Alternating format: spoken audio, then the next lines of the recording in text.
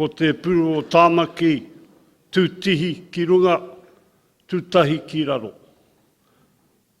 Taha taha te tai e rua, tai timu, wai te mata, tai pari manuka nuka. Au e taukiri e, rū whenua, tohu tohu rangatira, hua kai waka, moko rua, te kauwau te tawa. Wai o hua Ngāti Whātua e.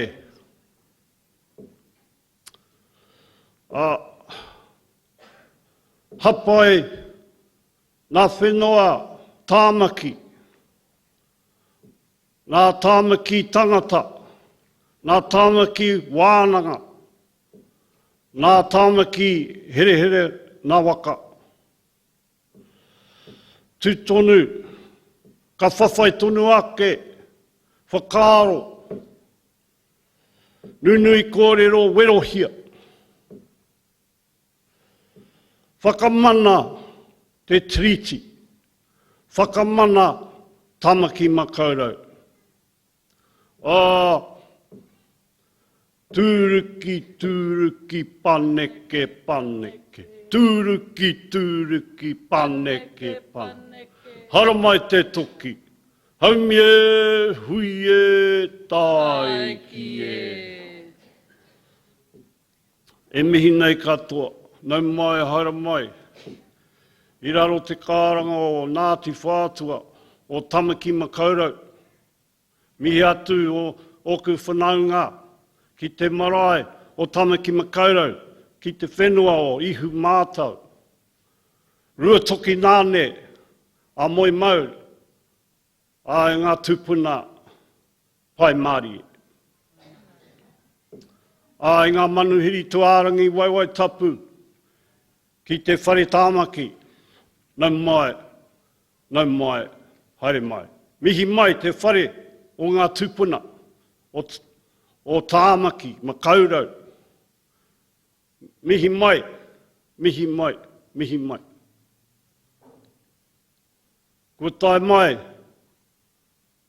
mātou, ki te mihi atu, ki te tangata rongo nui o tā wāhi.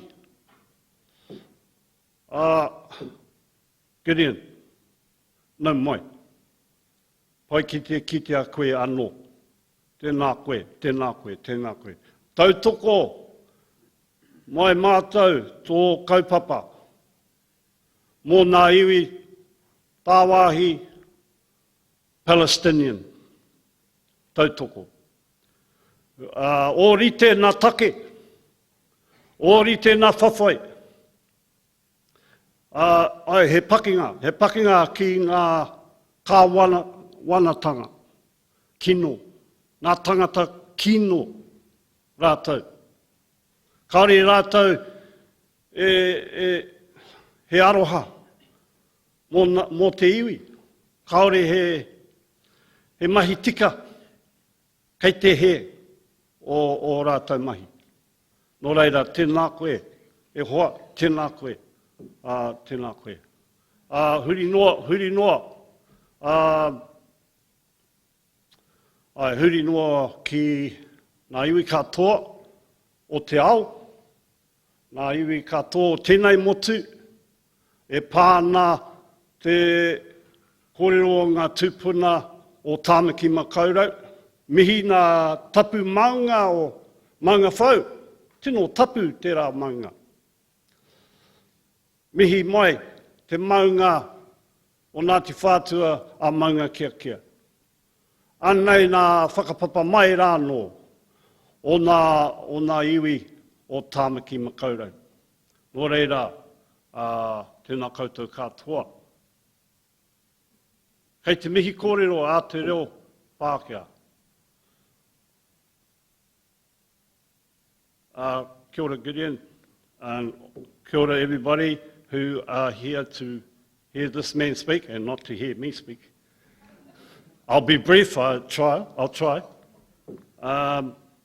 Just to say, 1951, my father's people, my grandparents and my great-grandparents were evicted from Ōkahu Bay. And their houses were burnt with flamethrowers by the government and also by the Auckland City Authority, who weren't called the Auckland City Council. They weren't even a super council. They were less than super, let's say that. That traumatised my people, my old people. They never spoke about the hurt. So I can relate to the Palestinian people, although different degrees, same result. Same result. And our fight today for Ngāti Whātua is that John Key and the national government allowed for other people to claim on our land. They're playing us against each other. We are in the courts. That's a tactic all across the country. That was to divide us. I was asked yesterday, what would I advise? What would my advice be? Don't fall for those tactics. For the Palestinian people, unite, be strong together, and have hope. Nō reira, ka mutu taku kōrero, o tēnei taha, huri noa, tēnā koutou katoa. He aha te ha, he aha te ha, he wawara mai e tiu he raki, nāna ia mai te pūpū, tara kei hei kei auta, e te ki ngātu e au, te kotu koia te pau whakairoka tūki wai te mata, I oku wai rangi e kōkiri. Kōkiri. Anei nā tauparapara o Ngāti Whātua, hoki mai nā tauparapara nā iwi katoa, Ngāti hapu, Ngāti iwi katoa, tēnā koutou katoa.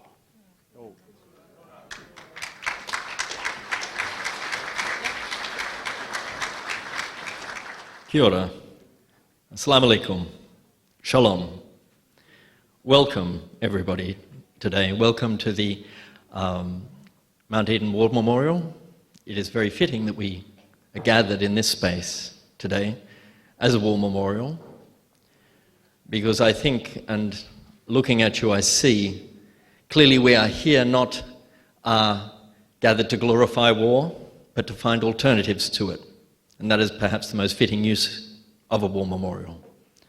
To find dialogues, to find ways of talking to each other, so that we may find alternatives to the horrors of war. My name is Nicholas Rowe. I'm an associate professor at the University of Auckland. I spent 8 years in Palestine, living in Ramallah from 2000 to 2008, working on arts education projects in the refugee camps. I'm not going to talk a lot about myself. I should probably just say one thing. I'm a hopeless drunk. That is, if I have one glass of wine, I'm pretty much anybody's. So I tend to avoid alcohol. I tend to avoid all sorts of substances that may be damaging. And I raise that because today we're going to be talking about addiction. And I'm fascinated by it. I'm fascinated, why do people do things that are so clearly injurious to themselves? As Karl Marx said, religion is the opiate of the masses. Well, I think we could call nationalism the crystal meth of the electorate. And it's crystal meth because it's certainly a much more modern version of it, and it's manufactured, it's not real, it's cooked up in think tanks. It's spread, and it's incredibly powerful. It's more powerful than opium, it's more addictive from the first hit. You get a lot of peer pressure to do it, and that seems to be what's happening around the world with nationalism. And I guess the most distinct parallel here is that it's also not one that is discriminatory on the basis of economics. We see some of the most powerful and wealthy nations in the world dabbling in it, perhaps because life's become too banal. They want to play with this crystal meth called nationalism. And it's like, oh yes, well, Brexit's going, so let's try it in Catalan. Let's see how far we can spread this idea, the politics of exclusion. So that's really at the core of what we're here to talk about today, because we're not here to talk about religion, because the issue at stake isn't a religious issue. It's a political one. It's one to do with social justice and rights, and it's one that is brought about by manufactured ideals that are terribly addictive. Now, the speaker that I'm here to introduce today, Gideon Levy, is a man that I've admired for a long time, and he's been introduced as many things, and any of you who's been listening to the radio over the last few days will have heard all of the adjectives used to describe him in different ways. Perhaps he hasn't been described in the way I'm going to describe him. I'm going to describe him as a crack baby, because he was born into his addiction of nationalism, which he freely admits, and he has had to struggle all his life with shaking that addiction. And he recognizes the depth and the pain of how hard it is. But he's a very brave recovering addict, in that he's not seeking to simply run away from that and hide it to himself, but he's trying to take others with him. I'm here today to commend that generosity of spirit. Now, I acknowledge that many people here will possibly not be on the same journey as Gideon, or on the same journey as me. In fact, we're all on such different journeys. We're all going to have so many different perspectives and opinions and ideas on what's discussed here today. But we are gathered here today with a spirit of generosity in this war memorial, that more than anything, we're gathered because we want to dialogue and hear each other and find ways forward out of this addiction. Some of it may not consider it an addiction, but we will all have to acknowledge there is a politics of exclusion that is taking place that needs to be discussed. So I would like to very warmly welcome Gideon Levy to the stage, and to thank him very much for having the courage to stand up and bring this to all of our attention. Thank you.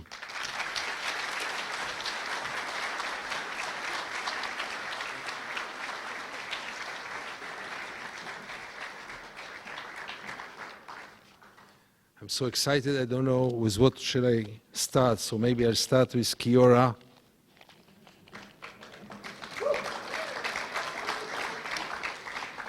Maybe I'll start with a deep, deep gratitude and thank you to Parata and to his family. I guess from all the lectures I had, this beginning was the most exciting one. And I'm really speechless. I'm so grateful for you to come today.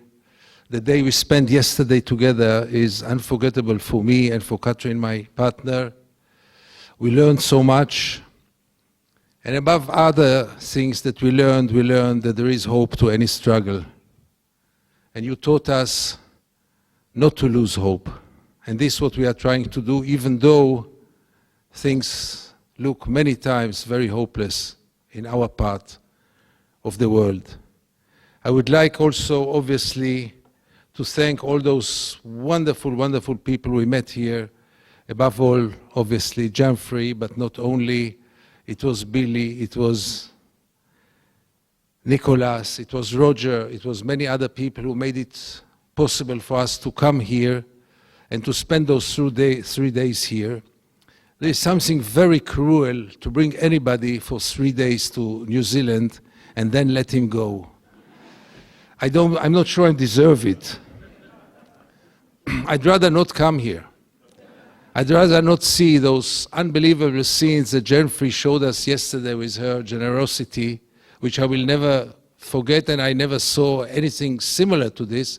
I keep on tweeting and messaging in the last day, this is the most beautiful land on earth. And I saw nothing. So to send us after 3 days is really cruel, but we'll have to follow the rules and to leave tomorrow. But we had really, really great time here. And if it depends on me, I'll ask for asylum in this country.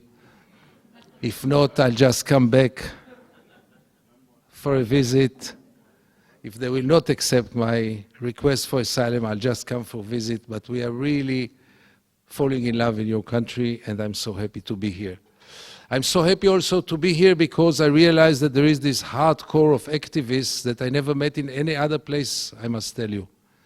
I'm going quite a lot for lecture tours. I never met such a devoted group of people who is ready really to many times sacrifice their own security. I just was told now on the way here what happened in Park Eden in the year of 1981. And I tried to describe myself, the Israeli team. Rugby is not exactly our field, but maybe soccer or something else.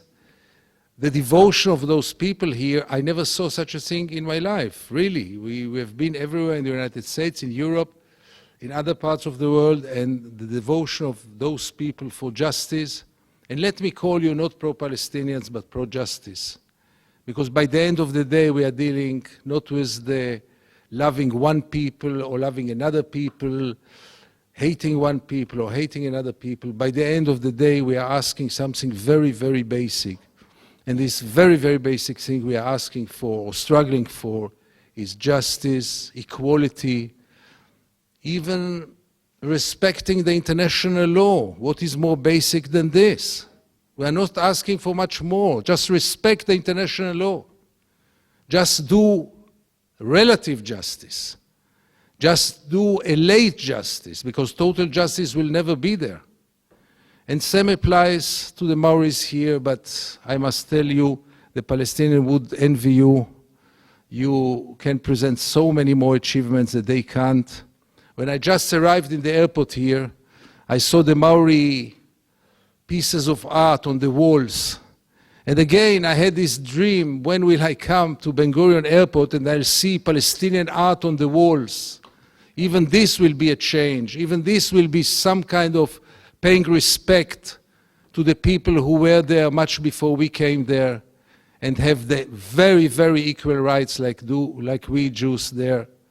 But this in Israel looks right now like an utopia. I can't see any Palestinian art on the walls of Ben Gurion Airport. I'm sure that within hours it will be erased by somebody, and we are so, so far away from your position. And I'm really, I know, Parata, that you say that you are still on war, and I understand it, but the Palestinians can be quite jealous and quite envying your successes and your achievements, and I know there is still a long way to go, and I truly believe that solidarity can be in the benefit of both peoples. Let me say a word about myself. I was born in Tel Aviv. I was brought up in Tel Aviv. I was what I usually call a good boy Tel Aviv. I was taught to believe that we the Jews are always right and the Palestinians are always wrong. I was taught to believe that we are the David, this weak, lonely partner, and on the other side there are all those Goliath who has only one thing in their mind, and this is to push us to the ocean. I was taught to believe that we have all the rights and they don't have any rights. I was taught to believe that God promised us this land and this is enough for possessing the whole land. I was taught even to believe that a people without a land arrive to a land without people, and what is more just than this, that we, the people without land after the Holocaust, arrive to a land without people. For many years I used to see the ruins around the roads in Israel, never asked who lived there. Where are those people who lived in those beautiful houses which turned to become ruins? Never asked. I was only maybe 20 when I first heard the word Nakba. Never heard it. Nobody told us about the Nakba.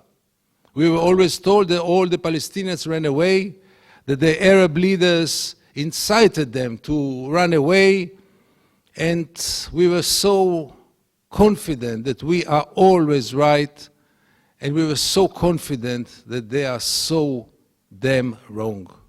And it happened only in the late 80s, when I started to travel to the occupied territories as a journalist, and I started doing so quite incidentally. after I fulfilled all my sins, serving in the army, working with Shimon Peres, I don't know which one was worse, both of them I wouldn't do today. And only then, when I started to travel to the occupied territories as a journalist, I started to realize gradually, very gradually, what a criminal reality is there. What an unbelievable brutality. What is happening there as a routine on a daily basis, day after day, night after night. And it was then when I decided that at least my small, modest contribution will be at least to try to cover it for the Israeli readership, to try to tell them a story they don't want to hear and know very little about it, to try to dedicate my life, my professional life, for covering the Israeli occupation. Many people tend to be wrong and think that I'm writing about the Palestinians. By all means not. Others think that I love the Palestinians and I hate the Israelis or hate the Jews, the famous self-hating Jew. By the end of the day, before anything else, I'm trying to fulfill a basic journalistic mission. And this is to tell the truth to the Israeli readership before anyone else. To try to put a mirror in front of them and to tell them this is being done on your behalf, on each of yours behalf. You are accountable, each of you is accountable for what you are doing there for 50 years now. And this is obviously an ungrateful mission because there is a broad coalition in Israeli society not to know and not to want to know. I don't know one society on earth today, and maybe there are, I don't know the entire world, but I don't know one society which lives in such a denial like the Israeli society, which is so deeply brainwashed by the official propaganda with the collaboration of the Israeli media, when there is only one narrative, and this narrative is always justifying whatever Israel is doing. Same applies obviously for a big portion of the Jewish establishment overseas, including in this country, in Australia.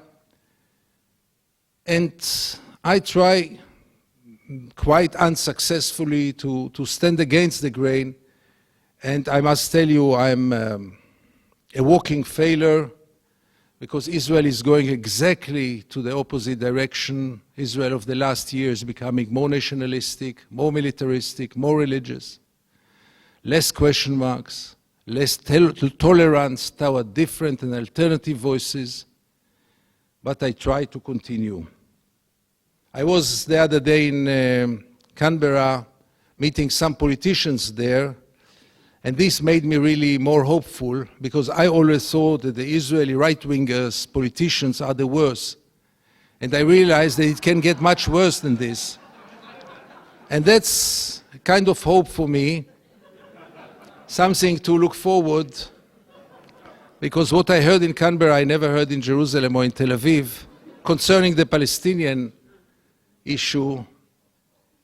But this is really Australia's problem and not Israel's problem. And people were extremely kind to me, I must say. The foreign minister, she was so kind and so nice and so lovely. So I really don't complain. And our meeting was private. And we just couldn't agree on anything.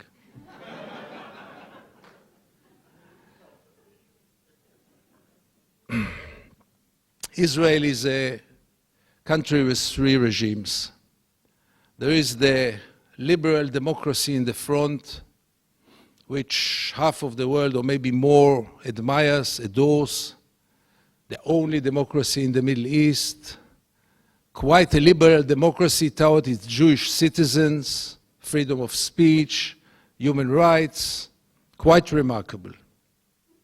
There are many cracks in the recent years under the current government, legislations, anti-democratic legislations, which are really threatening even this structure, this democratic structure which is aimed at the Jewish citizens, but it can still be defined as a liberal democracy. The second regime of Israel is the regime which is aimed at the Palestinian citizens of Israel, 20% of Israeli citizenship, the Israeli Arabs, as we call them. They gain all the formal civil rights, they can vote, they can be elected. There is a party, quite a big one, the third biggest in the parliament, which is their representatives, they are their representatives, but they are highly and deeply discriminated in any possible field. We will not get into it unless someone will ask me, but there is no question mark, no doubt that this community is very discriminated, but still gain the formal rights of democracy. And then comes the third regime of Israeli politics, far away from the front, from this liberal front. We are reaching the dark backyard of Israel, the occupied territories. And in the occupied territories, as all of you know, we are facing one of the most brutal tyrannies on earth today, not less than this. One of the most brutal tyrannies on earth today, not less than this. The regime in the West Bank cannot be defined but an apartheid regime, not identical to the South African model, but when you see two peoples on one piece of land and one people gain all the rights in the world and the other people doesn't gain any right whatsoever, it looks like apartheid, and it is apartheid. And nobody who visited the occupied territories, nobody who came there with open mind, with open heart, who had witnessed it, can come back not being shocked, not being moved, and not calling it apartheid, because it is an apartheid. But for many years, Israel claimed that this is temporary. It's a military occupation, but, you know, within a few years we'll just find a Palestinian partner, because this is the problem, to find a Palestinian partner, and we'll put an end to it. But this year we are celebrating 50 years for the Israeli occupation, or let me say the first 50 years of the Israeli occupation. And I think it's about time for us to realize that this occupation is a permanent phenomenon, that this occupation is there to stay, that Israel never had and doesn't have the slightest intention to put an end to it, that it is there to stay, that we are dealing with an occupation which is part and parcel of Israel. And nobody can deny that this is part of the regime of Israel, and therefore we have to reconsider our attitude toward Israel and labeling Israel as a democracy. Because as we know, nobody is half pregnant, and as we should know, nobody is half a democracy.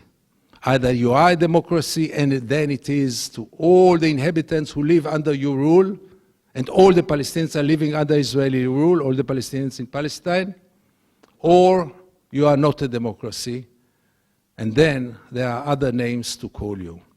So the main asset of Israel, presenting itself to the world as the only democracy of the Middle East, should be reconsidered, should have been reconsidered long time ago. But once we realize that this is there to stay, that this is not temporary, one should come to the conclusion that Israel cannot be perceived as a democracy, even though I enjoy full freedoms and rights and etc. But this is not the whole picture. This is just part of the picture. This is just in the front. Remember what's happening in the backyard. And the backyard is very dark and very brutal. I'm not going to describe it to you here, because most of you know the facts. I guess some of you know more than the average Israeli knows, because you are more concerned and more interested. Those of you who are active, for sure. But it took me many years to ask myself, how can it be that the Israeli society, which is quite a normal society, how can it be that this society lives so much in peace with this reality? And we are dealing with a reality which is 15 minutes or half an hour away from our homes, half an hour drive from our homes.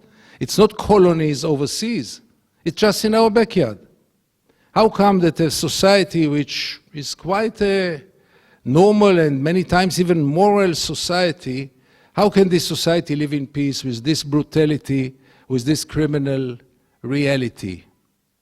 And it took me some years to understand, because really, I know how the Israelis are. You know, in any catastrophe in the world, Israel is almost the first one to send rescue teams and to send the field hospitals, to earthquakes, to floods, to anything. How can the same society who would help to any old lady to cross the road many times even if she doesn't want to cross the road, how can this society live in this total indifference toward this brutality? How is it possible? And I would like to suggest here a few explanations which have to do with the deepest values in Israeli society as I see them. So the first value, which is very deep-rooted in Israeli thinking, is obviously the value that we are the chosen people.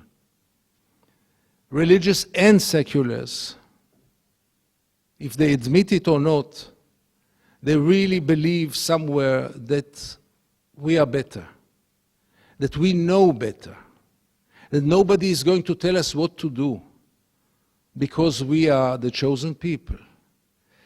The international law is really a wonderful invention. It's really a wonderful tool, so moral, especially when you think about it, that it was created after World War II.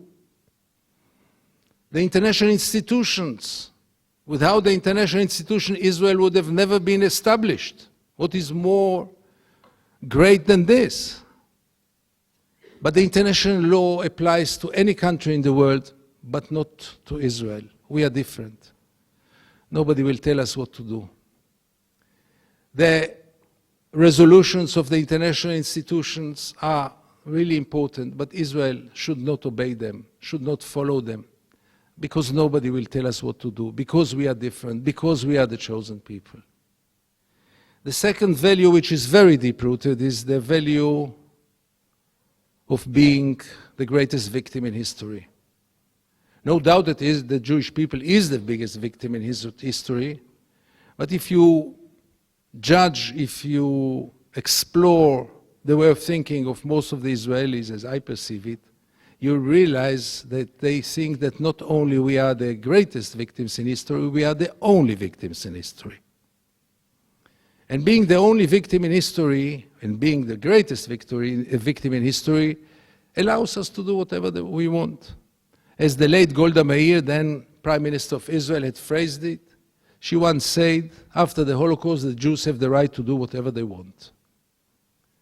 And this way of thinking is again very deep-rooted. We are sending every year tens of thousands of high school students to Auschwitz to see the horror, to see history, and to teach them exactly this lesson, that we are the only victim, and the lesson out of it is that we have the right to do whatever we want, that we have to live on our sword because there is no other way to live but on our sword, and to ignore anything else. And the third very deep value that we carry is the belief that the Palestinians are not exactly human beings like us. They don't love their children like we do love our children. They don't appreciate life like we do appreciate life. They are cruel, they are brutal, they are terrorists. They have only one thing in their mind, and this is how to push the Jews to the ocean. They want to kill us, that's their only goal.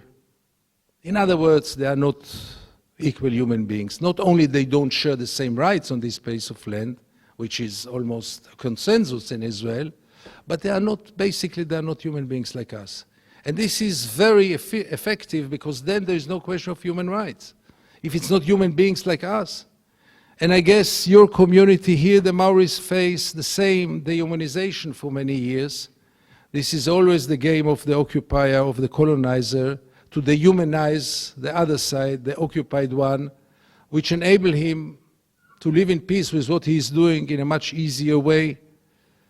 And this is quite deep-rooted in Israeli thinking. So being the chosen people, being the only victim, and believing that the Palestinians are not equal human beings, enable us Israelis to ignore the occupation for so many years and to live in peace with it. To this one should add the informal religion of Israel, the religion of worshipping security. Security is the name of the game, and on behalf of security we have the right to do whatever we want. Security enables us to do whatever we want because security in the international language is always connected only with the security of the Israelis. You never heard anybody speaking about the security of the Palestinians. When you speak security, it's only the security of the Jews. Never is it the security of the Palestinians, who paid much a bigger price in all those years. But nobody speaks about their security. It's only about Israel's security. A regional superpower which possesses all possible weapons in the world, and still we are the David whose security is always in danger, who is living in existential threat, all to justify whatever we do to the other people, to the other party. So after realizing that all this set of values help us Israelis to ignore what is being done on our behalf, I would like to suggest here, don't expect any change from within Israeli society. It will not happen. And I'm very sorry to say so, but it will not happen. Israeli society right now is by far too brainwashed. Life in Israel is by far too good, and Israel is not paying any price for the occupation. Maybe the cheapest occupation in history. There were longer occupations in history, there were more brutal occupations in history, but there was never an occupation in which the occupier perceives himself as the victim. We don't want this occupation. It was imposed on us. We are just looking for peace. We are such a peaceful people. We are just looking for a partner. Just if there will be a partner, we will leave everything and do peace. So first we say Yasser Arafat is the obstacle. Just we will get rid of Yasser Arafat and there will be peace. He is the only obstacle. And then we got rid from Yasser Arafat, and then came Abu Mazen. No, you don't expect us to do peace with this man. He's too weak. Arafat was too strong. Abu Mazen is too weak. Let's leave it. And then came Hamas. This was the biggest opportunity. In each interview in this country, I was always asked, like the messages that you get from the Israeli embassies and the Jewish communities, Hamas, how can you make peace with Hamas? Hamas wants to exterminate all the Jews. This is a fundamentalistic organization. Yes, it's all true. But Hamas was not always there. There were so many opportunities before to put an end to the occupation, and Israel never, ever meant to do so. So on behalf of security, we allow ourselves, we Israelis, to do almost whatever we want. But there is a world. And the world is watching us, and the world, this is something very interesting, what happens to the world. I don't recall one issue, one international issue, which the world agrees so anonymously, so from Africa to Europe to Australia to America to Asia. Everyone says two-state solution. Nobody recognized the occupation, not one single state, even not Micronesia, which is Israel's second best friend. The whole world says two-state solution. The whole world doesn't recognize the Israeli occupation, even not the occupation in East Jerusalem, nothing. And the whole world is paying a lip service, a total empty lip service year after year. And Israel learned how to just benefit from those lip services because it enabled Israel to gain more time, to build more settlements, and to strengthen the occupation. And this is going on now for 50 years with peace processes, with endless peace plans, which all of them say the same. All of the peace plans, the Americans, the Europeans, you name it, they all come to the same conclusion, 67 borders. And in the meantime, Israel had doubled and tripled the population in the occupied territories. And today we are facing a reality in which almost 700,000 settlers are living in the occupied territories, including East Jerusalem. And here I am to ask you, Do you really believe that Israel will ever evacuate 700,000 settlers? Will Israel be able, will there ever be an Israeli politician who will be able to evacuate 700,000 settlers? No way. Don't forget that the settlers are the strongest political group in Israeli society, blackmailing one government after the other, taking Israel hostage. But I don't want to put any blame on the settlers. We are all settlers. We Israelis are all settlers because we enabled this. And the settlement project had one goal: to prevent any chance of creating a Palestinian state. And they won. And it's about time for us to realize that they won. And not to continue with yesterday's songs, because they are irrelevant anymore.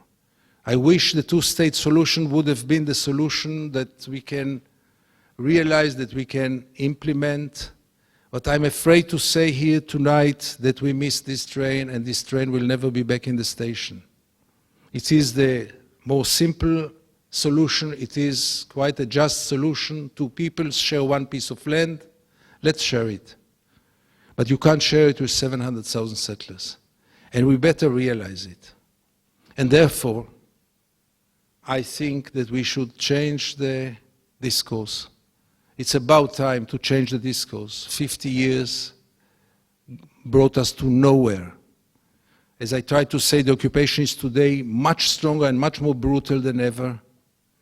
And I don't see any way that we can create a viable Palestinian state. And therefore, we have, I think, to change the discourse and to start to speak about one thing: equal rights. Equal rights for everybody who lives between the Jordan River and the Mediterranean. And let's see where will it lead us to. Israel will obviously say no, because that's the end of the so-called Jewish state. That's the end of Zionism. I highly appreciate those who want a Jewish state, even though I never understood what does it mean to be a Jewish state. But those who really need this definition to live in a Jewish state, I'm not sure. New Zealand is a New Zealander state. Is it a Christian state? What is it? It is a democracy. That's all, and that's enough for any country. But Israel, as we said, is a special case, so those who want a Jewish state, those who will say no to equal rights, will have to make up their minds. You can't have it all. You want a Jewish state? Be my guest, but then you can't continue with the occupation. Because even today, by the time we are speaking now, it's 50-50, half Palestinian, half Jews who are living between the Jordan River and the Mediterranean, including Gaza.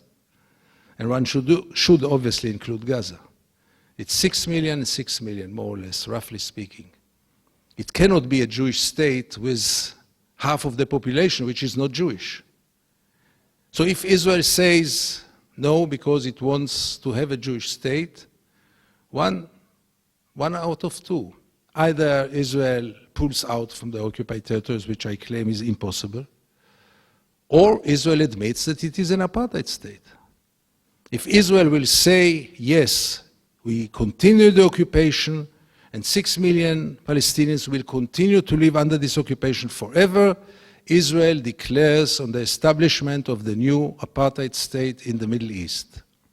And then it is for the world to decide, do we agree, do we accept another apartheid state in the 21st century? Do we remember, for example, in this country, what a noble and courageous struggle it was against apartheid South Africa?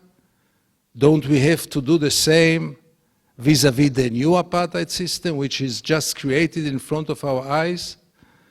Or do we continue to support automatically and blindly the occupier, Israel, and do nothing about it? Israel has to make up its mind. There is the land, there is the Jewish state, and there is the democracy.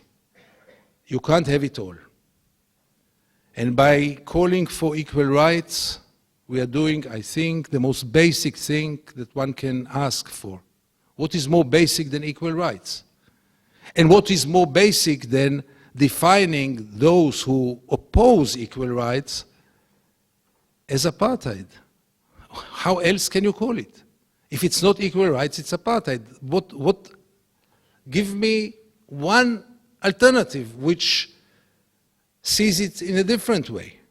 Yes, I know Israel will claim again that there is no way to give equal rights, that security and Jewish state and all the Israeli narrative, but you can't, as I said, have it all. And here I would like to say a word about being friends of Israel, caring about Israel.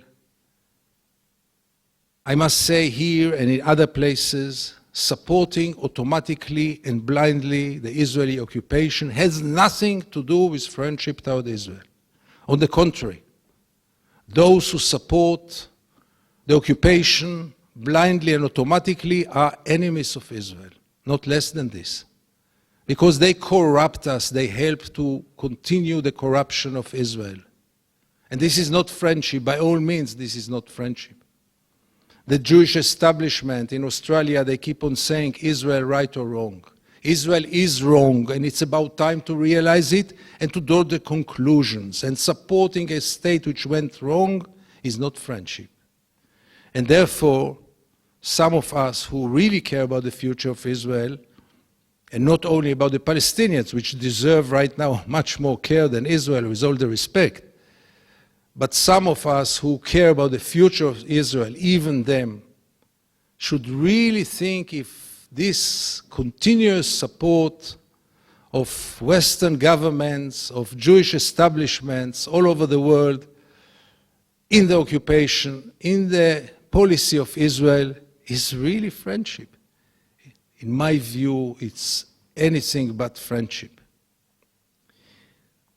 We don't have time. And everything that I am speaking here will take time.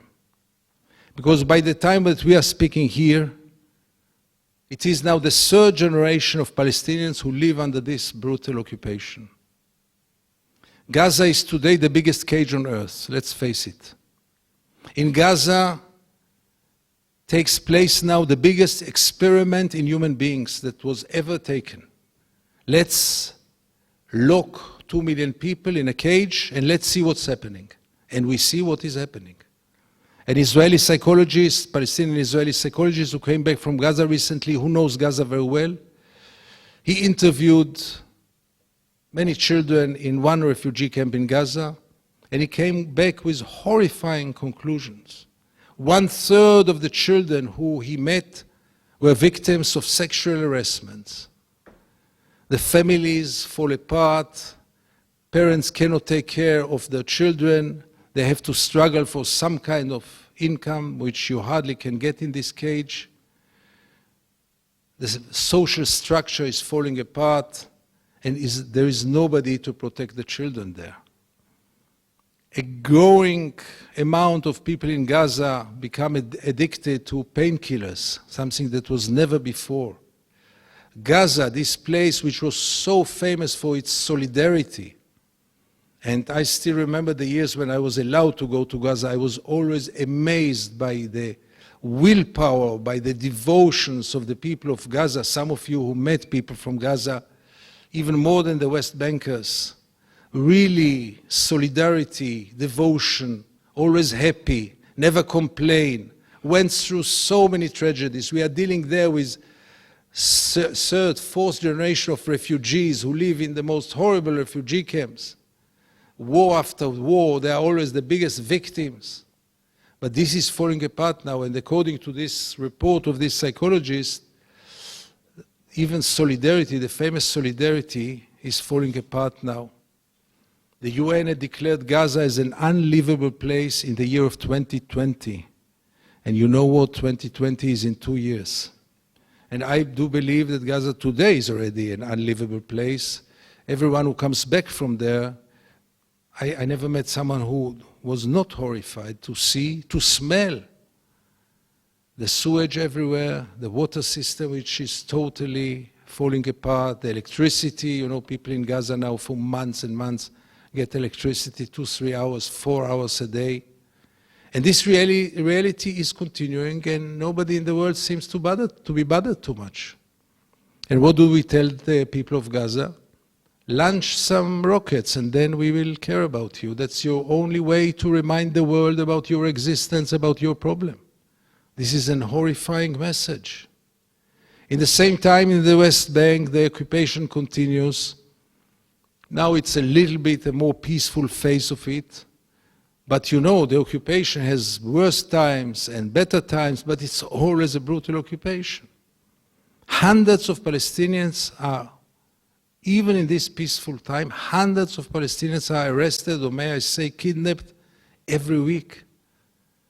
And nobody of us can imagine himself what does it mean when tens of soldiers are penetrating to your home in the middle of the night, accompanied with dogs, and all of a sudden you see them in your bedroom, and within minutes they take one of the family members without any legal supervision, obviously, take him away, and then you don't know where he is, and then when you know where he is, you can't visit him, and then he might be brought to court, and he might get what we call administrative detention, which means to spend months and months, and many times even years without a trial even. And this is happening on a daily basis. And in the same time, I really believe that none of us, with all the respect, except of the Palestinians who are here, none of us can imagine himself. What does it mean to live under the Israeli occupation? We can't imagine ourselves. What does it mean to see our parents being humiliated or beaten even in front of our eyes? Seeing our children being taken away by Israeli soldiers. And I'm not speaking about the bloodshed, which is another story. The problem is the reality, the routine, the daily life, much more than the bloodshed, which also is obviously horrifying in certain times. So this reality continues, and it doesn't seem that anyone bothers except of one factor today in the world, and that's the only hope today. And those are civil societies, people like you, organizations like yours, NGOs like yours. That's right now the only hope. That's the only game in town right now. Call it BDS or call it in any other name, but the only ones who are right now active for the Palestinian people, for justice, are civil societies around the world. And therefore, for people like me, meeting people like you is always so inspiring and so encouraging, because hope, or maybe the only hope, will come from this room, from other rooms, from civil societies, who will force their governments to do more. Because the governments are still far behind. You know it in your country, in Australia, it's even worse or much worse. And New Zealand really has quite good reputation in terms of leading some international struggles, like the struggle against apartheid. I was asked this morning in Q&A on TV about the 2334 resolution of the Security Council, which Rhodesia, God forbid, which New Zealand led and regretted in a way. And I told the interviewer, each New Zealander should be so proud that you led those resolutions. What did this resolution say? The most basic facts. That the settlements are a violation of the international law. Who could resist? Who could say it's not true? I mean, everybody can say anything. You might claim that today is not Sunday. But today is Sunday. So Israel can claim that the settlements are legal. But there is no argument about it. Like there is no argument if there is an occupation or not, because now the new claim is there is no occupation at all. You can claim whatever you want, but by the end of the day, there are some things which are beyond any dispute. Settlements are the most brutal violation of human rights on international law. And we have to remember this, and if New Zealand led a Security Council resolution which just says this, that the settlements are illegal, if this causes an international scandal, it was the only time that the United States didn't veto this resolution, because it was the last days of Barack Obama in office, and I guess he had some guilt feelings for the 8 years that he did nothing to put an end to the occupation, but nothing. But to regret even this, so don't let your politicians be wrong. I think you know so much better. It is not very hopeful, my message here today, but we cannot say goodbye without a hope. And Parata and his family taught me that hope is always there. And therefore, I can only compensate you for my pessimism with the deep belief that many unexpected things in history, when many things in history are happening in a very unexpected way. I'm sure that nobody in this hall have ever expected by the end of the 80s that within months apartheid system in South Africa will fall. Soviet Russia, this huge big Soviet Russia that you were afraid of all your years, that they will invade New Zealand, or at least in the 19th century, I understand that there was a great fear here. Soviet Russia fall, and even the Berlin Wall fall, and nobody had foreseen it. So this gives us a source of hope that something will move, even though I cannot expect it right now happening. And if this is not enough, so I can only comfort ourselves with an expression which always is relevant for the Middle East, that in our part of the world one should be realistic enough to believe in miracles. And we need miracles. Thank you very much.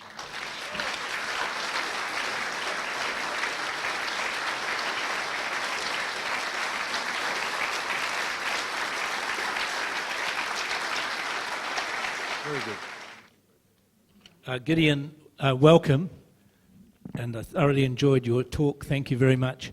Could you comment on BDS, please, as to, is it working? Is the reaction on, in the United States, state by state, bringing in legislation which seems to be so anti-democratic to suppress BDS? Does that mean it's working? What's your opinion, please? Right. Thank you for this question. For many years I did not support BDS because I thought it's not for me as an Israeli who lives in Israel, who does not boycott Israel. It's not for me to call others to participate in the BDS. But in the recent years I came to the conclusion that this is the only game in town. Yes. Maybe you do it better. So BDS is the Boycott, Divestment and Sanctions campaign that was initiated in 2004 that calls for a global boycott on political and cultural and sporting and all sorts and economic exchanges with Israel. But I won't go into further detail on it, but that's the basic definition. Sorry. No, on the contrary. Now, first of all, boycott is a legitimate tool. Israel is using it. Israel is calling the world to put sanctions on Iran. Israel is pushing the world to boycott Hamas. Many people, even in this audience, boycott butcheries because they are selling meat and they are vegans and they believe in animals' rights. Other people wouldn't buy certain products because they are being manufactured in the sweatshops in Southeast Asia. Nobody will blame them for being not moral or not just. You don't have to take part in this boycott. You may join it, you may not. But nobody can claim that boycott by itself is an illegitimate or immoral or even criminal measure. It's non-violent. It's maybe the best way for a civil society to express itself. Many people are not ready to buy stolen products, even if they are cheaper. You know, out of morality, out of believing that you don't buy stolen products. And many people believe that products from the occupied territories are stolen products. What's wrong in this? The reaction of Israel and the Jewish establishment and its supporters all over the world are the best proof, as you hinted to, that BDS is really not only the only game in town, it's really an effective tool. It was very effective in South Africa, let's remember this. Without the sanctions and the boycott, I'm not sure that the white apartheid system would have fallen, with all the respect to the struggle of the blacks. And why not BDS? I'll say more than this. The reaction of Israel, the aggression toward BDS of the Jewish establishment all over the world, makes me totally convinced that this is the real and right tool to use now. Now, economically, BDS until now had quite a limited impact. But psychologically and politically, it has and is having and will have a growing influence. I know that in the campuses in the United States, there is really a revolution in the attitude toward Israel, partly because of BDS. And same for civil societies in Europe. I totally understand the Israeli propaganda which tries to oppose it. What is unacceptable, and I hope it will never happen in your country and not in Australia, is the process of criminalization of BDS. You know, there are bills, there is legislations in some states, in the United States and in Europe, which makes supporting BDS as a crime. This is unacceptable. It shows, by the way, how weak is the Israeli argument if they need legislations to fight against people of conscience who want to boycott Israel.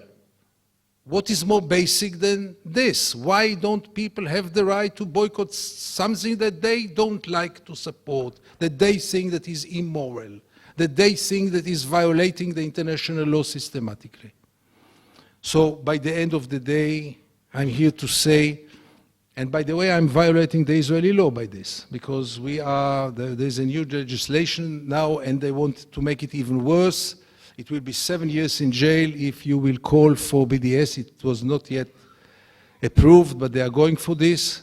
And I will continue to say that this is right now the only game in town. I hope there will be many other games to express the protest and above all, to make Israel and every Israeli accountable for the occupation.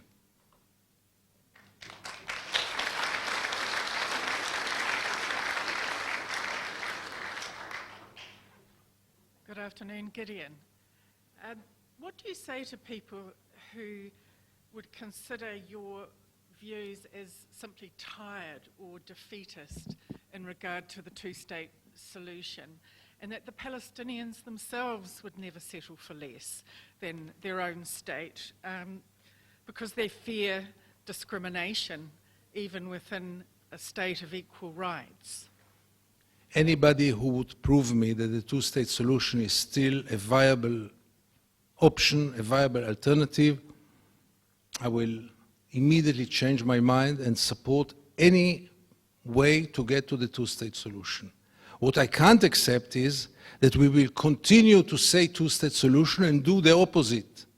We will continue to support the two-state solution and do nothing to implement it, as we did in the last 50 years. So many years we are saying two-state solution and do nothing to make it real.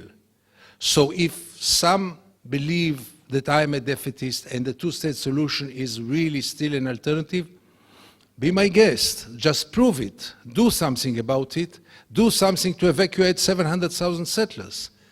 I don't see any Israeli politician or anyone on earth being able to evacuate those 700,000 people. And without this, there is no two-state solution, as simple as this. And they, within years, will become 1 million, by the way. They are on their way. So, you know, I don't care. The other day, Donald Trump said in the first weeks of his term, whenever I mention Donald Trump, people start to laugh. But he said immediately after he was elected, I don't mind, one state, two state. I really don't think that he knew what he was talking. He heard there is one alternative, then another alternative. And people were really happy in my camp. I mean, I don't have a camp, but in those who support the one state, here he put the one state solution on the table. He didn't, because he didn't know what he's talking about. But by the end of the day, we have to realize that, in my view, two-state solution is impossible. If you believe that it is still viable, please show me what is being done to implement it. I didn't say I believe. Yeah, I understood. Some Sure, say that. sure. So tell them, okay, what is Israel doing about the two-state solution? How will they evacuate 700,000? And don't buy the lie that you can have a Palestinian state and leave the settlers on the ground. This will never work.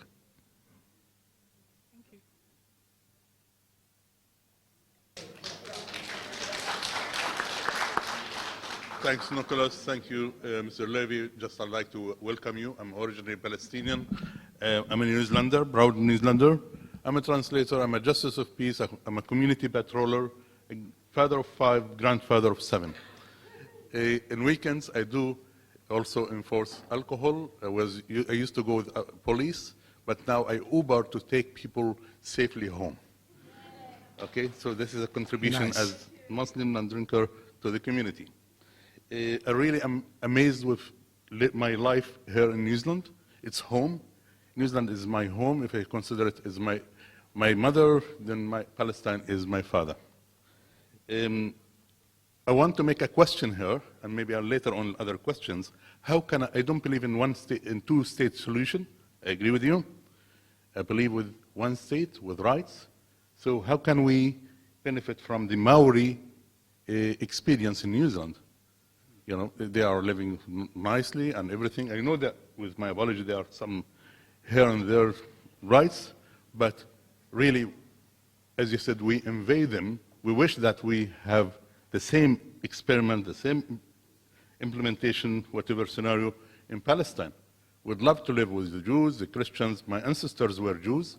We upgraded to Christianity and then upgraded to Islam, if you want to put it. So originally we are Jews. Thank you. I couldn't agree more, and my first conviction about the one-state solution was after visiting 3 times South Africa and realizing that the unthinkable happened there. I know very well that South Africa is facing terrible, terrible challenges in those days, but nobody can claim that South Africa is not a more just place today than 25 years ago. And the unthinkable happened in South Africa with all the challenges that they are still facing. So this was my first inspiration to believe that the one-state solution can be implemented. And obviously after my visit here, my very short visit, after what I heard here yesterday, I truly believe that if you can live together, we can live together with the Palestinians, still to struggle about equality, still to struggle about the land, still to struggle about rights, but we can live together, and I think that's the only solution. Thank you.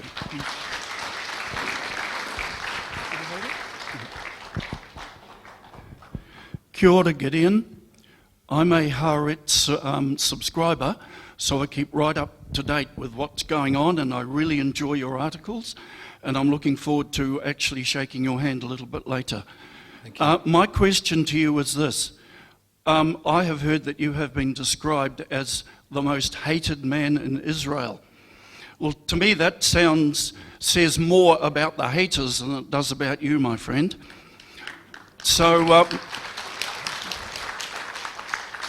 and unfortunately there are a lot of haters in the world at the moment, and we need to deal with that.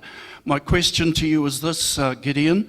Even though Israel is on the surface a democratic parliamentary democracy, do you suffer harassment and surveillance by the Shin Bet or the police or other agencies in Israel, the way Donald Woods did in South Africa in the apartheid years, and he ended up taking his family to England? Thank you for this question. I never present myself as the most hated man or woman in Israel. I don't feel so, even though it's not always a great pleasure to walk in the streets of Tel Aviv or Jerusalem and being recognized. It was the Independent who described me like this. It was a few years ago, so maybe I'm now more beloved, but I'm not sure. The matter of fact is, and this should be emphasized here, that, yes, I suffer harassment here and there, some attacks, some physical attacks, but never was I really victim of any kind of measures of the government or of the secret services. Because we are still, and I emphasize the word still, a liberal democracy for Jewish citizens, still I can express myself in a very free way with the full support, obviously, of my newspaper, but also with no pressure from the government, from the secret services. I was arrested once for a few hours. It was for getting into the West Bank without permission, whatever it was. My car was shot once, but it was a bulletproof car, and I'm not sure the soldiers knew who was in the car. But by the end, and therefore I can be here today, 9 bullets in the car. But by the end of the day, I still gain full freedom in Israel, and I don't take it for granted, because they are aiming now at NGOs, they are aiming now at the Supreme Court, and I think the next target will be the media. And we, and obviously me, will be one of the first to pay a price for it, but until now, nothing.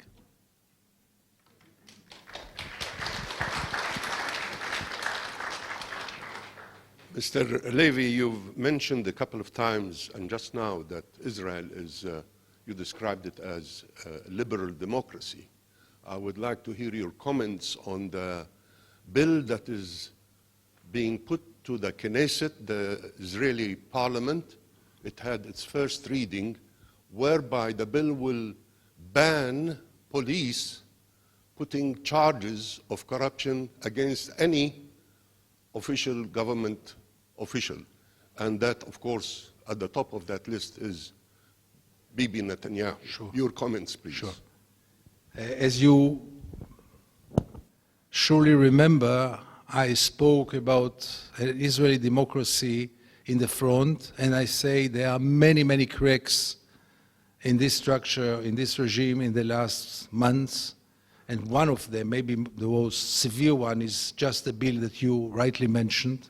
Few hours ago, just few hours ago, a huge demonstration of tens of thousands in Tel Aviv was marching against this bill, against exactly this very bill. It is one of many bills. This is not the only bill which is anti-democratic. And yes, I think that if this government will continue, even the notion that Israel is a democracy for its Jewish citizens will not be relevant anymore, because we see step after step, there are many other bills, including, by the way, the bill which doesn't allow us to support BDS, and many others. So even for us, Jews in Israel, democracy is now at stake, but it is still surviving somehow. This does not mean that what is happening in the backyard has anything to do with democracy, obviously. I hope I answered your question. Thank you for your talk. It was really good. I agreed with 110% of it. So I have 2 questions. The first is, you spoke about brainwashing and everything, and I agree, that sounds terrible. Can you find any positive values in Jewish culture that you would like to share with us? You know, because my mother is Jewish and I didn't get a choice. And as you say, it's Holocaust, Holocaust, Holocaust, and sometimes that's just horrible. That's the only thing we get to hear about, you know? And the second part is because, of course, the Palestinians are suffering too. As an Israeli Jew, do you find, what cultural values of the Palestinians do you get excited about or you'd like to share with us? So, thank you. This is a complicated question, because I'm not sure I know to define both cultures, values, and because for me they are universal values.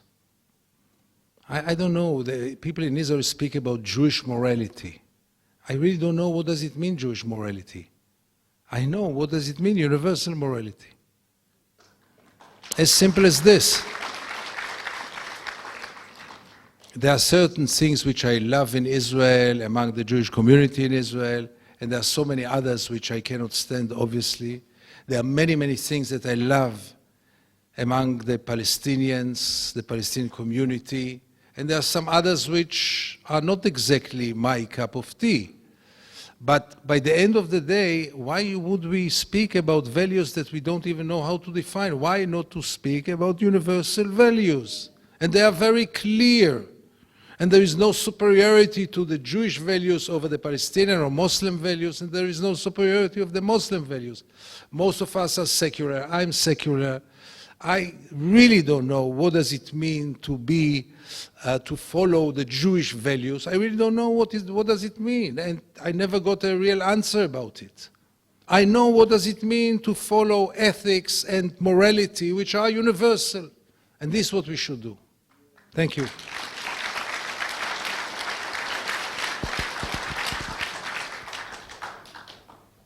Thank you for that, which I find as moving as I did your whole speech. But for me, it throws up a question which, that kind of large humanist rhetoric tends often to obscure.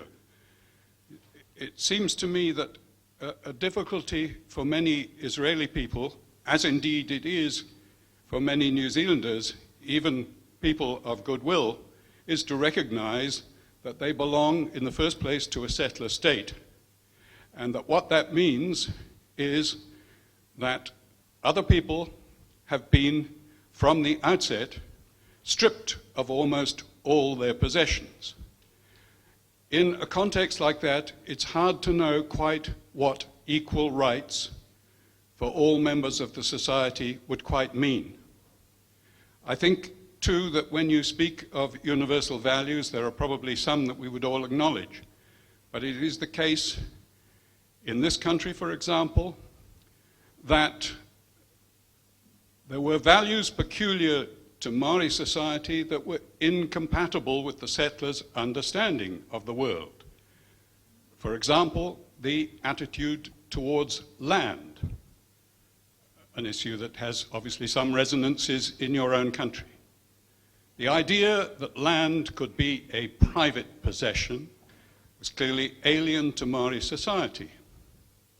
And we live with the consequences of the misunderstandings that arose from that. Fortunately, in New Zealand, we do have a crude instrument called the Treaty of Waitangi, by means of which some of these mutual misunderstandings and the inequalities that follow from them can gradually, perhaps over time, be sorted out. But there is no real starting point, is there, in Israel for that sort of accommodation? Or am I wrong? Thank you. So you can't be wrong, because you phrased your question in such a convincing way. I must say, the first difference that I saw between New Zealand and Israel is that you are speaking about it. You are discussing the guilt. You are discussing the past. In Israel, nobody discussed the past. This bringing up the past is almost treason in Israel. So that's the first really remarkable difference. At least you talk about it. You hear one the other, and you are discussing it not in only an intellectual way, but also in a way to get to some kind of justice or relative justice or some kind of repair. So I know too little about your country. I know maybe too much about my country. And I know that the Nakba, and this is the ethnic cleansing of 48, was obviously a crime of war. But I would have lived in peace with it relatively if I would have known that it would stop then, in the war. And by the end of the war, the crimes would stop. The problem with the Nakba is that it never stopped. That now for 70 years, same policy toward the Palestinians, never stopped, same tools, the same method, the same attitude, and the same struggle.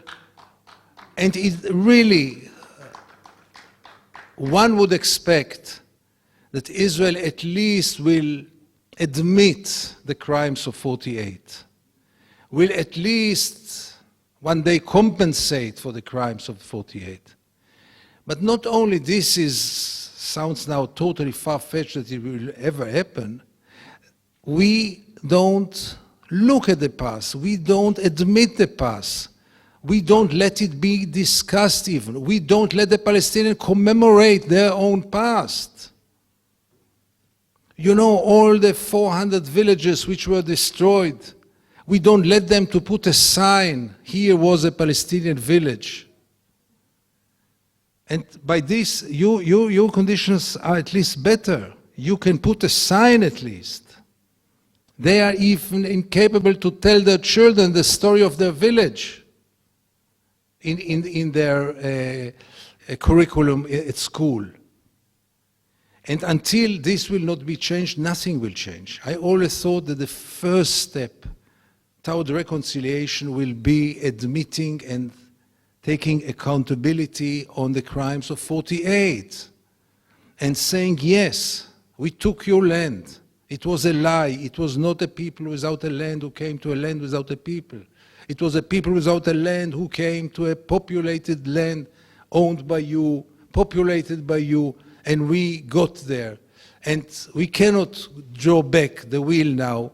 We cannot reset reality, but we can at least draw the conclusions and do whatever we can to correct the situation. We will never get total justice, never. But we can do so much more for relative justice, and it should start with recognizing the guilt, recognizing the accountability, and telling our children, Jews and Palestinians, there was a crime in 48. We take responsibility. And one of the responsibility we'll take will be changing our attitude toward the Palestinians and trying to repair the past by the present and the future. This is far off happening.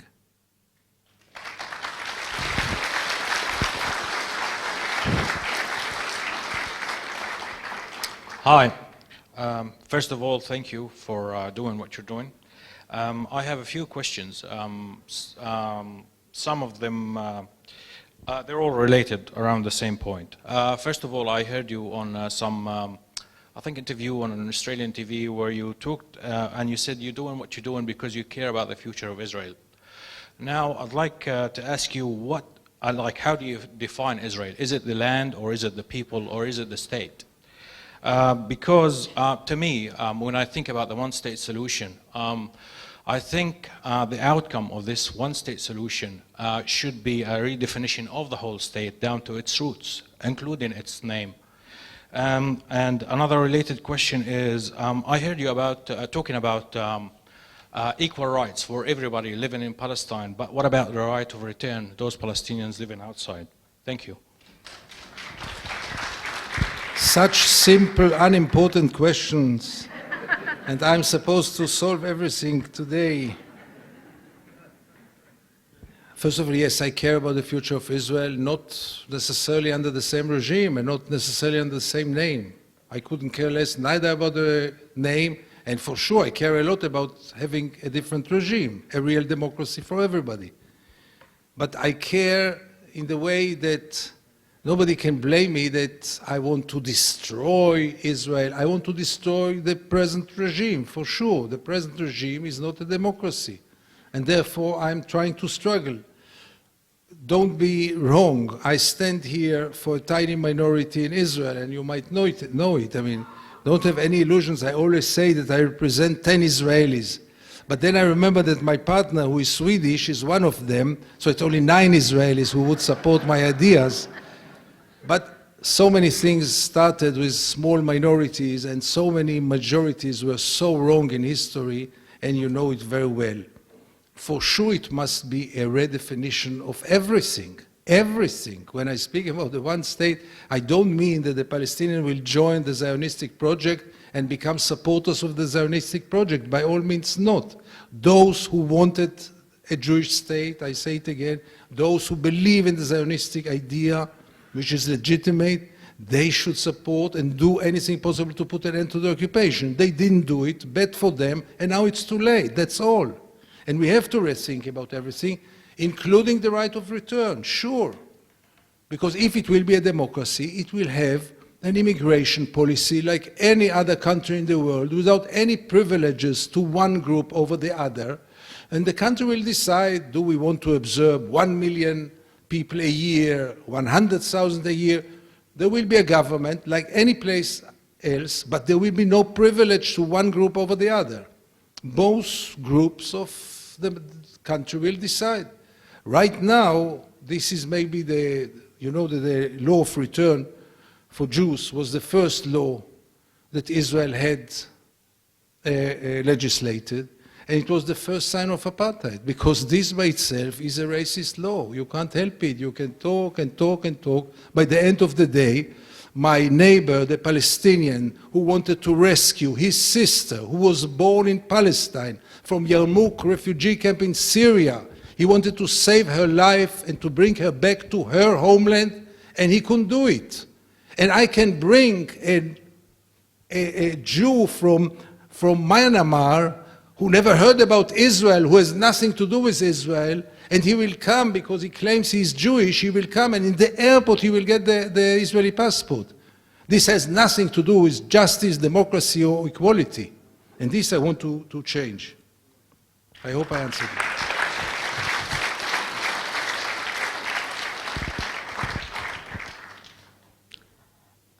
Good afternoon, Mr. Levy. Catherine, are you bored?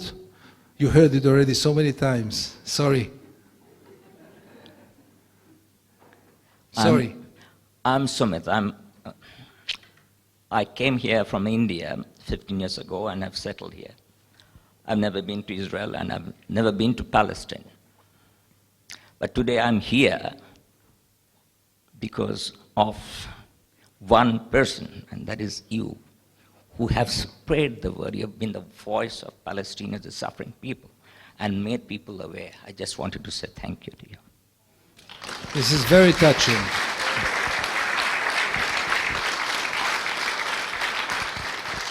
Thank you so much. Only for these words, it was worth to come all the way from Tel Aviv.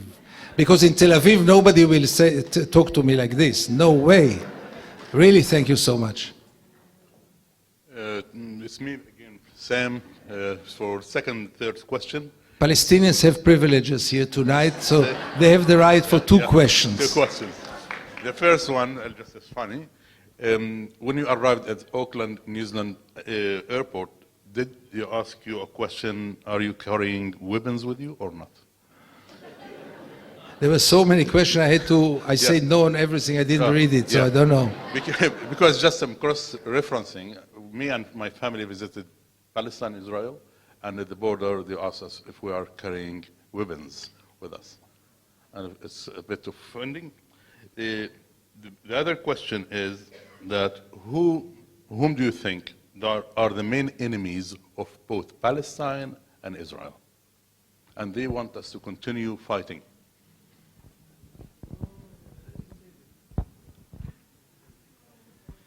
I think the enemies of Palestine and Israel who are those who want to maintain the status quo, are those who support the occupation, are those who finance the occupation, are those who do nothing about putting an end to it. And I can be very specific. First of all and above all, the United States of America. If there would have been, I can guarantee you, I can assure you, that if it would have been ever an American president who would really like to put an end to the occupation, it would come to its end within months, And America is part of this masquerade in which we are paying those lip services, we are condemning the settlements, we are condemning Israel, and we do nothing, and we enable Israel to go as wild as it is. So America is for sure the first candidate for this award of keeping the occupation strong and alive. And then are coming all the rest, the EU, which does nothing but lip service, the European Union, all the other so-called friendly countries who support Israel, India, who is buying now so many weapons from Israel. What about Saudi Arabia, Qatar, and maybe the United Arab Emirates? The list is very, very long, and you know it as good as I do. By the end of the day, there are many, many more enemies for peace and justice in the Middle East than real supporters. I think that the supporters are really still too weak and too little in number, and rallies like this, meetings like this make me really more optimistic that change might come. I can assure you one thing, in this hall, as far as I can judge, there is no enemy of justice.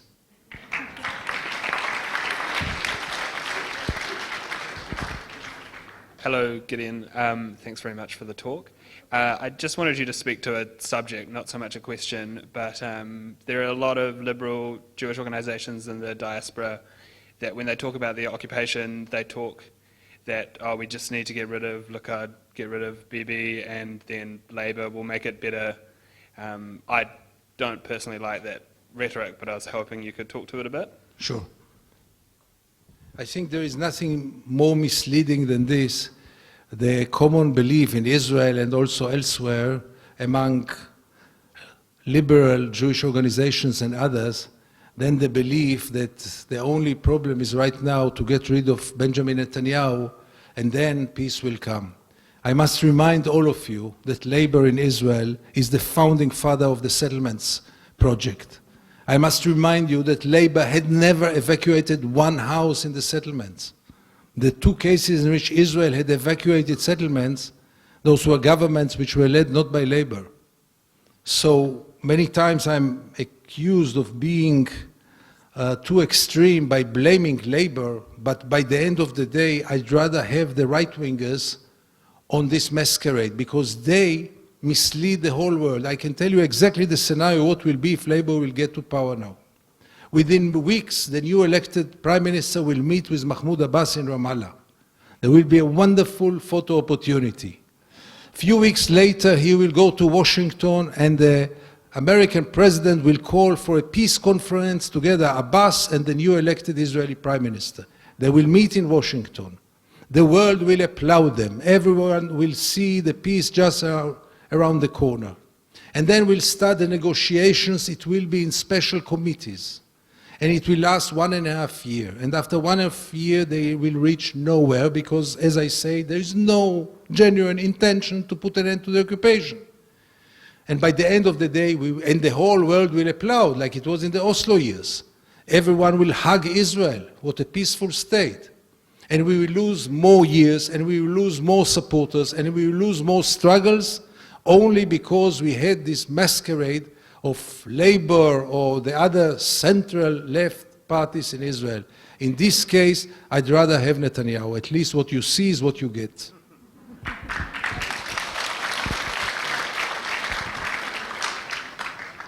Kia ora, Gideon. Thank you so much for coming and speaking your truth and without so much anger, which could be quite justified. I want to speak to you about the O word, optimism. And at the end of your speech, you were talking about the obligatory need to be optimistic and hopeful, and you talked about a miracle. But you also talked about how change can happen in ways we cannot predict, the end of the Soviet Union, the collapse of the Berlin Wall, blah, blah.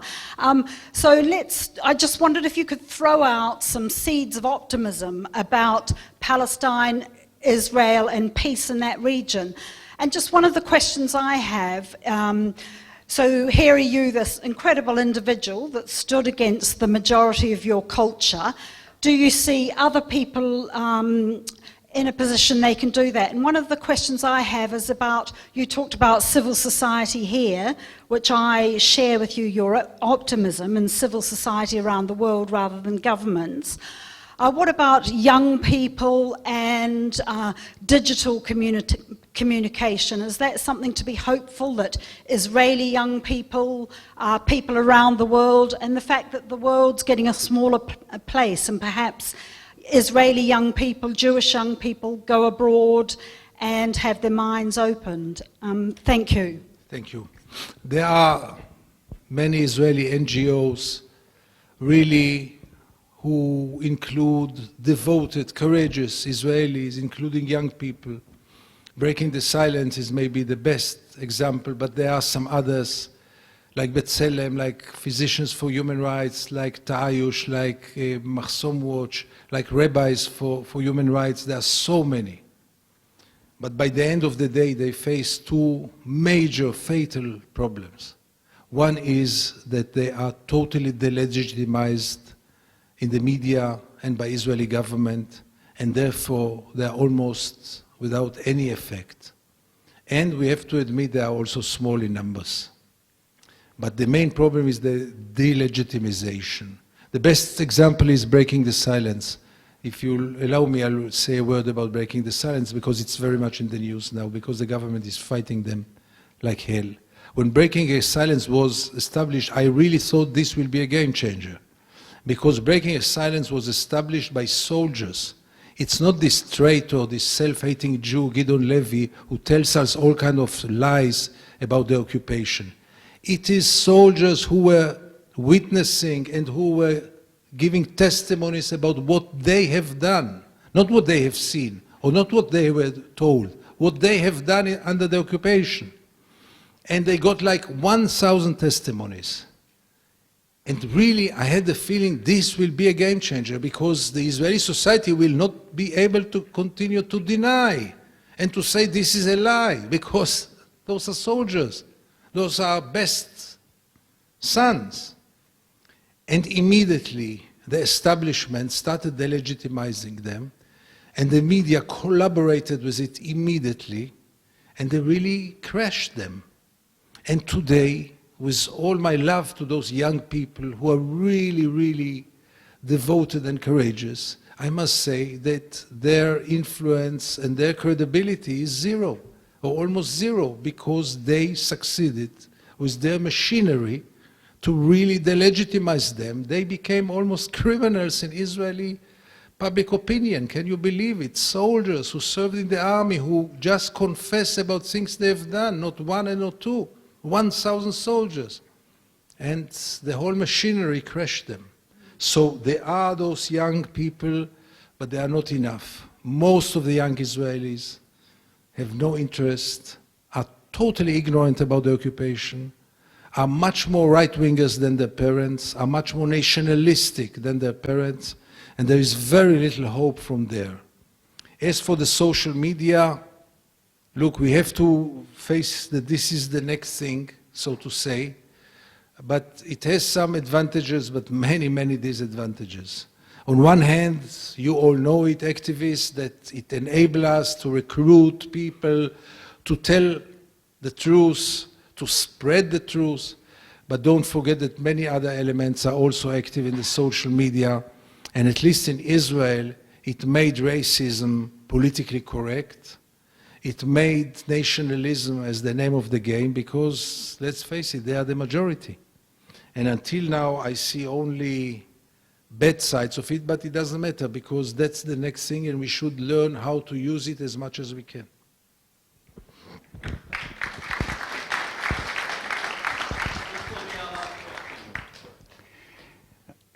Gideon, in talking about the Friends of Israel and the varying groups around the world, I'd just like, because of my background, some of your thoughts on Christian Zionism. These are our next friends. These are our next friends. I think that Netanyahu at least made up his mind to pay some price in terms of Jewish support, because he knows that he has those Zionist Christians behind him and behind his government and behind Israel. In terms of brainwash and ignorance, I don't want to compare, but many times they are even worse. I wouldn't trust them, by the way, for the long run, would they be a Jewish believer, because they can turn very easily into anti-Semites. The border is not very clear always between those right-winger, racist, evangelist elements who support now Israel totally and blindly and are very effective in the United States, more than in other places. But I see it also in Europe. They have more and more influence also in certain countries in Europe. as I said, those are the biggest enemies of Israel, those who support it blindly and automatically. So let me say one last sentence. It is my last day in Australia and in New Zealand, and it is my last lecture, and I can't tell you how moved, how inspired, and how encouraged I am from this tour, because I met so many wonderful people who are so devoted, who give us in Israel, who see much less of this, who give us so much hope for the future. And if until now every lecture was so good from my point of view, maybe this one was a pick, partly because of the hope that you gave us, the Maoris. Thank you very much for coming today.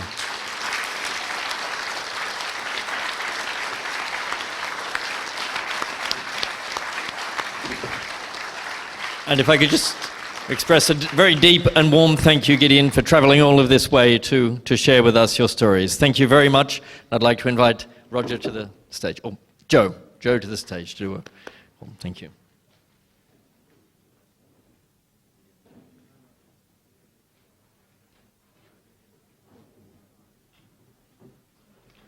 Kia ora, Gideon, and welcome to Aotearoa again with an Irish lilt. I've got a present for you from the Irish-Palestinian Solidarity Campaign, and it's on the idea of optimism and hope, even in the dark days. In the west of Ireland, after the famine, lots of people were extremely poor, and we had a brutal landlord system. We didn't own our own land, and the military collected the rents. And a captain of the British military kicked some old women out, and they died of the cold. And an Irish trade unionist who'd been working in England came back and organised the people to have no business with this military anymore, to organise that we wouldn't work for them, and we wouldn't talk to them, and we wouldn't even serve them in the shops. And the name of that captain was Captain Charles Boycott. And that's what my union supports here, the Unite Union. We support the boycott, divestment, sanctions campaign, and we've pushed that as far as we can up to the CTU. We now have a so-called left-wing government. I share your suspicions about Labour throughout the world, except for Jeremy Corbyn maybe. But we now have a real chance to turn that rhetoric into actual real action. So from this hall, I'd like to call that the Labour government would look at the boycott, divestment and sanctions campaign from the CTU. And he also mentioned the fact that without the huge financial support that the State of Israel gets every year from the United States, $3 billion every year, and $1.5 billion, the second one, for the Egyptian dictatorship, without that support, people would have to negotiate within months. We need an economic superpower to rival that, so dig deep, put your money in that bucket. There's been the cost of the haul, there's been air flights, and also there's the ongoing work that the Palestinian Solidarity Network needs to do in order to fight the $3 billion from America, the $1.5 billion for Egypt. Gideon, it's been a pleasure. Goramila Maiaga. And don't forget the Irish contribution with this wonderful name, Good Friday. I wish we would have had a Good Friday in Israel and Palestine.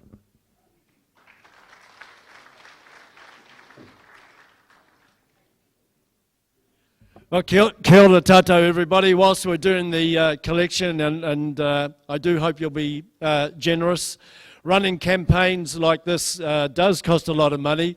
We probably can't compete with the $3 billion that the Israelis get from the Americans, but we'll give it our best shot. So I just want to thank everybody for coming today. It's been a great meeting. I especially, of course, want to thank Gideon for sharing his thoughts and views with us, and thank Nick for chairing this meeting so ably. I just want to draw your attention to the leaflets that were on the chairs. that's got a lot of websites and contact details for the campaign. We encourage, of course, people to do their own research and become familiar with the issues, and I think this meeting has been a big step forward in that. Gideon's book is available in Auckland Library. Unfortunately, Gideon, they've only got one copy, but we might put a bit of pressure on them to do that. But the details, if you want to buy a copy of his book, Punishment in Gaza, the details are on that leaflet as well. Just drawing your attention to the campaigns, and thank you for the challenge, Gideon. It seems like it's up to us around the world to build an international campaign and strengthen the campaigns internationally to seek justice for Palestine. Because until there is justice and peace in Palestine, there can be no peace in the Middle East. Until there's peace in the Middle East, there can be no peace in the world. So it's imperative for us to build up the campaign for peace and justice in Palestine. Next year, I want to draw your attention also, we hope to have other international speakers coming out. We're in negotiations with Ramzi Baroud, who's a great Palestinian speaker and is the founder of the Palestinian Chronicle. And also next year, Kia Ora Gaza once again will be participating in the international freedom flotilla to Gaza to break the naval blockade of Gaza. So look out for that. You'll probably remember that last year we sent Marama Davidson on the women's boat to Gaza, which was very successful in raising the whole profile around the siege and blockade of Gaza.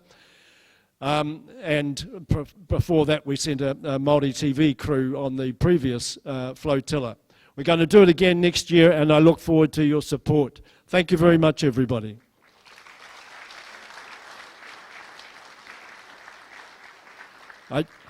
I now want to invite Paitangi, who's going to lead us in a waiata.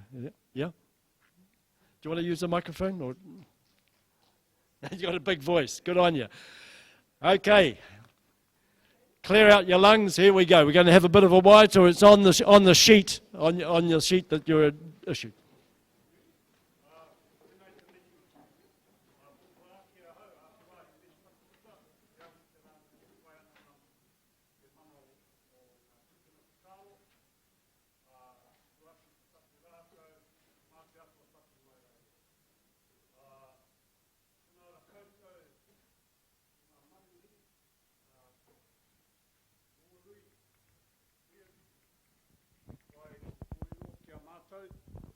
Pai tō kōrero ki a mātou.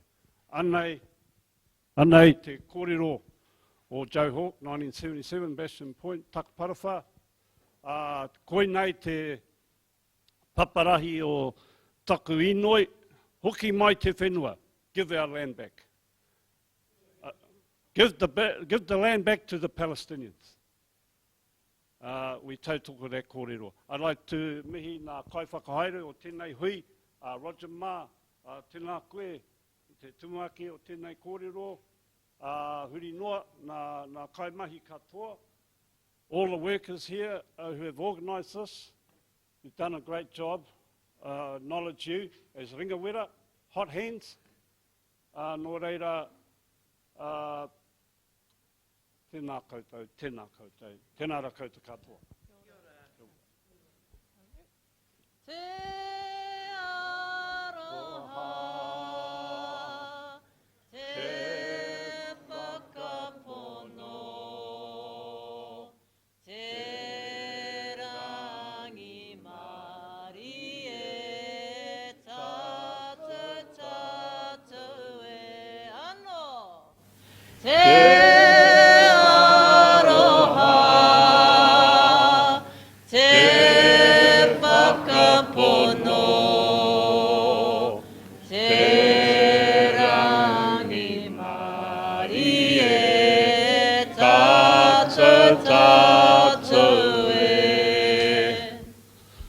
He atua te mahi katoa he karakia tēnā kau pai ana, meri mai te wahi whakaaro, tautoko te raupo waka, mahuhu ki te rangi.